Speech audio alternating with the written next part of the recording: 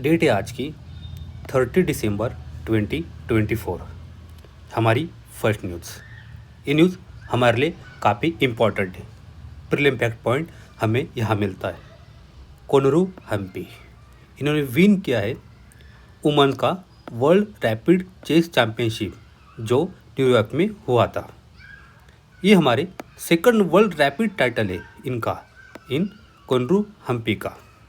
साथ ही ये हमारे लिए second world class chess title है इस मंथ में। ऑलरेडी डी कोकेश ने विन किया था वर्ल्ड चेस चैम्पियनशिप ट्रॉफी जो सिंगापुर में हुआ था। ये प्रीका फैक्ट हमें यहाँ मिलता है। अब चलेंगे आगे। ये इशू ऑलरेडी हमने किया है। टाइगर जीनत जिसको छोड़ा गया था सिम्बलीपाल टाइगर रिजर्व में जो आता है ओडिशा में। इसको ट्रांसलोकेट किया था ताडोबा से। ताडोबा अंधारी महाराष्ट्र का टाइगर रिजर्व है। यहाँ पे अगला कीवर्ड आता है हमारे लिए पुरुलिया यानी कि जंगल महल रीजन।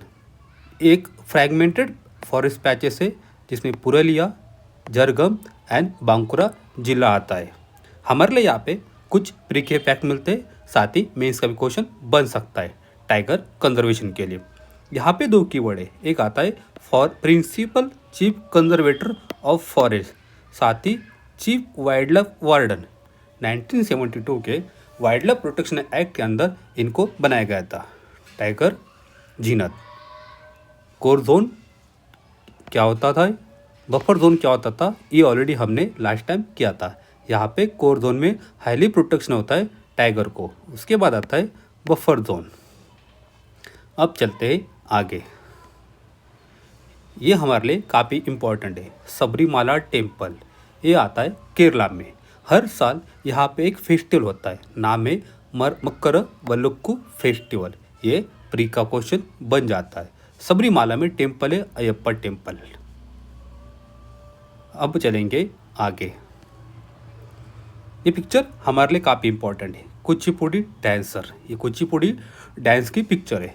यहाँ पे एक ब्रास की प्लेट होती है जिस पे डांसर खड़े होते हैं और डांस करते हैं। साथ में एक छोटा सा उनके सर पे भी रखा जाता है लोटा। ये हमारे लिए काफ़ी इम्पोर्टेंट है। एक प्री का क्वेश्चन देखते हैं। यह आया था 2012 में क्वेश्चन। यहाँ पे दो इशू की बात कही थी। एक आता है कुचिपुड़ी, दूसरा आता है भरतनाट्यम। कुचिपुड़ी आंध्र प्रदेश का एक डांस फॉर्म है, साथ ही भरतनाट्यम तमिलनाडु का। दोनों भी क्लासिकल डांस है। इस डांस में जो डांसर होते हैं ये डांस भी करते, साथ में स्टोरी भी बताते हैं। लेकिन भरतनाट्यम में ओनली डांस किया जाता है, वहाँ पे स्टोरी टेलिंग होती नहीं है। अब इसी पे देख के एक क्वेश्चन बनता है, क्या है हमें बताना है क्या डिफरेंस है कुचिपुड़ी में साथ ही भरतनाट्यम डांसेस में। डांसर स्पीक करते dialogue in found in the Kuchipudi dance but not in Bharatanatyam. ये अभी हमने देखा सही है, हमें ढूंढना है करेक्ट। अभी हमने देखा यहाँ पे डायलॉग होता है कुचिपुड़ी में, डांसर डांस भी करते, स्टोरी बताते यानी डायलॉग बोलते। सेकंड स्टेटमेंट देखते हैं, dancing on brass plate by keeping feet on edges is a feature of the Bharatanatyam. नहीं, इसको उल्टा किया गया। कुचिपुड़ी में ब्रास प्लेट पे पैर रखा जाता है। ये स्टेटमेंट ऑब्वियसली रॉन्ग हो जाता है। Kuchipudi dancer does not have such form in the movement. Kuchipudi में ही ये मूवमेंट होती है, भरतनाट्यम में नहीं होती है। इस वजह से ऑप्शन बी एंड सी गलत हो जाता है। हमारा स्टेटमेंट एक से आ जाता है। हमने अभी देखा कुचिपुड़ी एंड भरतनाट्यम। अब चलेंगे आगे। यह आर्टिकल हमारे लिए काफ़ी इंपॉर्टेंट है। One nation one election and अगला क्वेश्चन बनता है रिप्रेजेंटेटिव डेमोक्रेसी। ये क्या है देखते हैं। वन नेशन वन इलेक्शन हमें करना है साइमल्टेनियस इलेक्शन, लोकसभा के भी साथ ही स्टेट लेजिस्लेटिव असेंबली के भी। हमें रिफॉर्म करना है टू सिंक्रोनाइज इलेक्शन को। फिक्स टेन्यूर करनी है लोकसभा की, साथ ही साइमल्टेनियसली हमें इलेक्शन को साथ में लेना है स्टेट असेंबली के। हमारा प्रपोजल है हम एडमिनिस्ट्रेटिव एफिशिएंसी बढ़ाएंगे, साथ ही रिड्यूस करेंगे इलेक्शन की वजह से जो थकावट आ जाती है उसको। हमारी रिप्रेजेंटेटिव डेमोक्रेसी क्या कहती है, देखते हैं। ये सिस्टम है जहाँ पे सिटीजन इलेक्ट करते अपने रिप्रेजेंटेटिव को। आप डिसीजन लीजिए हमारे बिहाफ पे। इसके जो रूट है ये होते हैं principle of free and fair election में। साथ ही इसमें आते हैं पॉलिटिकल अकाउंटेबिलिटी। उसके बाद आता है प्रोटेक्शन हो जाता है इंडिविजुअल राइट्स का। ये बैलेंस कर देता है majority rules with protection of minority interest के साथ में। ये जो फॉर्म है गवर्नमेंट की, ये स्पेशली क्रिटिकल हो जाती है जहाँ पे डाइवर्स एंड पॉपुलस कंट्री है, जैसे इंडिया में। हमारे इलेक्टेड रिप्रेजेंटेटिव एक्ट करते इंटरमीडिएट से, जैसे इंश्योर करते स्टेबल गवर्नेंस को, साथ ही अकोमोडेट करते कॉम्पिटिटिव इंटरेस्ट को। हमारे सिटीजन बिंग टू नंबर्स बहुत जाता है एंड डाइवर्स है to participate directly in governance में, ये हमारे लिए दिक्कत हो जाती है। इस वजह से हम अपनी पावर डिलीगेट कर देते एक अथॉरिटी को, हमारे इलेक्टेड रिप्रेजेंटेटिव को। ये सिस्टम बनी है थ्रू करती है पीरियडिक इलेक्शन। बार बार इलेक्शन रहेंगे तो जो अकाउंटेबिलिटी ज़्यादा बढ़ जाएंगी। इन्फॉर्म करता है सिटीजन को अपने पार्टिसिपेशन पे। साथ ही इंस्टीट्यूशनल चेक्स एंड बैलेंस हो जाता है, एक अथॉरिटी दूसरे अथॉरिटी पे कंट्रोल कर पाती है। हमारी रिप्रेजेंटेटिव डेमोक्रेसी के सामने कुछ चैलेंजेस भी है। क्या चैलेंजेस है देखते हैं। एक स्टडी आई थी, नाम है पेव रिसर्च सेंटर की। इन्होंने 24 नेशन में स्टडी की। इन्होंने क्या देखा यहाँ पे बात की। ये कहते हैं वाइड स्प्रेड हो जाता है डिसइल्यूसमेंट का विथ सिस्टम के साथ में। सेकंड आता है सिटीजन क्वेश्चन कर रहे इसकी इफेक्टनेस को। पार्लियामेंट्री डेमोक्रेसी के कुछ खामियां है, इसकी यहाँ पे बात की है विथ सम एक्सप्लोरिंग अल्टरनेटिव, जैसे डायरेक्ट डेमोक्रेसी। अब हमें भी डायरेक्ट डेमोक्रेसी की तरफ चलना चाहिए। एक्सपर्ट रूल, हमारे का अगर रिप्रेजेंटेटिव एक्सपर्ट रहेंगे तो हमारे लिए काफ़ी बेनिफिट रहेगा। थर्ड आता है इवन अथॉरिटेरियनिज्म, कोई हुक्मशाह की भी बात कर रहा है। इन 13 कंट्री में पेव रिसर्च ने अपनी स्टडी की। इन्होंने दिखाया सिग्निफिकेंट सेगमेंट सपोर्ट करता है स्ट्रॉन्ग लीडर जो बाईपास कर रहे पार्लियामेंट्री चेक को। पार्लियामेंट के माध्यम से क्या होता है, बिल आता है, एक्ट बन जाते हैं, लेकिन उसमें काफ़ी डिले हो जाता है, अपोजिशन हो जाता है। तो उनको चाहिए एक स्ट्रॉन्ग लीडर जो बाईपास करे पार्लियामेंट्री चेक को। रिफ्लेक्ट करता है फ्रस्ट्रेशन विथ इंस्टीट्यूशनल इनएफिशिएंसी। हमारे इंस्टीट्यूशन है काफ़ी वीक हो जाते हैं, काफ़ी डिले हो जाता है। इस वजह से इनको कहना है इनको चाहिए स्ट्रॉन्ग लीडर। साथ ही कुछ लोगों की डिमांड है हमें चाहिए मिलिट्री रूल। मिलिट्री रूल जो गार्न करे बिटवीन 15 to 17 पीपल परसेंट, कहते हैं हमें चाहिए मिलिट्री शासक, जो ग्रीस में डिमांड है, जापान में डिमांड है, यूके में भी और यूएस में भी। ऐसे जो ट्रेंड चल रहा है ये अंडरस्कोर कर रहा है growing distrust in representative system में। ड्राइवन करता है pursue inefficiency, corruption and unfulfilled promises. एक बुक आई थी जयप्रकाश नारायण जी की, उन्होंने डीप क्रिटिक किया था पार्लियामेंट्री डेमोक्रेसी का। बुक का नाम है अ play for reconstruction of Indian polity. हमारे लिए मैं इसमें यूज़ कर सकते हैं। इन्होंने कहा है reliance on individual voting create करता है ऑटोमाइजाइज सोसाइटी, जहाँ पे हमारी सोसाइटी फ्रैगमेंटेड है, पार्टीशन पॉलिटिक्स है, वो ओवर शॉडो कर देती है कलेक्टिव नेशनल इंटरेस्ट को। हम कुछ सेक्शन के लिए काम कर पाते हैं। रिस्क हो जाता है माइनॉरिटी गवर्नमेंट का इन मल्टी पार्टी सिस्टम में। देश में मल्टी पार्टी सिस्टम है लेकिन गवर्नमेंट माइनॉरिटी में आ जाती है। वार्न हो जाता है पार्लियामेंट्री डेमोक्रेसी, रिस्क हो जाती है अनस्टेबल, साथ ही अनरिप्रेजेंटेटिव गवर्नमेंट को। ये बात कही है हमारे जयप्रकाश नारायण जी ने। ये कहते हैं क्या क्या इश्यू है हमारे डेमोक्रेसी में। एक आता है डेमोगोरी एंड पॉपुलिज्म, कैसे पॉलिटिकल पार्टी मैनिपुलेट कर देते हैं पब्लिक ओपिनियन को। ये होता है रिलीजियस के नाम पे, कास्ट के नाम पे, वोट बैंक के नाम पे। थ्रू हाफ ट्रूथ, आपको सच्चाई आधी बताई जाती है, आधी छुपाई जाती है। एम्प्टी प्रोमिसेस, प्रॉमिस तो बहुत सारे किए जाते हैं लेकिन उसको कभी फुलफिल नहीं किया जाता। साथ ही डिवेसिव रेटोरिक्स के साथ में आपको कुछ और ही आपके माइंड में फिट किया जाता है, आपका ध्यान भटकाया जाता है। ये बात कही थी जयप्रकाश नारायण जी ने। सेकंड वो कहते हैं सेंट्रेशन ऑफ पावर, पावर का एक जगह पे केंद्रीकरण हो रहा है।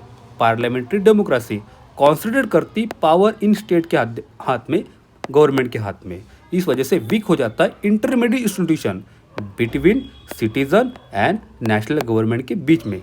जितने बड़े बड़े अच्छे अच्छे इंस्टीट्यूट आते हैं वो वीक हो जाते हैं, उनका काम ठीक से नहीं हो पाता क्योंकि मोस्टली पावर आते सेंट्रल गवर्नमेंट के पास।